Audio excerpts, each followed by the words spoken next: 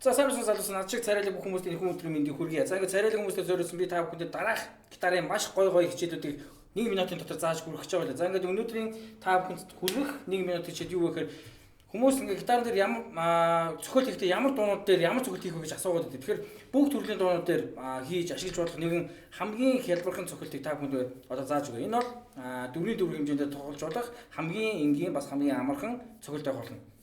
За тэгээд зохиол хийхдээ ерөнхийдөө яах ёстой вэ гэхээр хүмүүс тухайгаар их тоглоод иддэг. Гарын тухайгаар тоглож болохгүй. Дандаа одоо бугууны үе кистер тэгээд болж үл шуу байвал бас болно. Гадагшаа хөдөлгөөнтэй эсвэл кистер. За эхлээд бугууг чөлөөтэй хөдөлдөг болох хэрэгтэй. 1 2 3 4 1 2 3 4 доошоо тийш чөлөөтэй 3 гар хөдөлдөг усны дараа бүгдээрээ дараагийн зохиолтыг сурна. За 4-ний 4. Одоо ямар ч дундаа тоглож болох зохиол.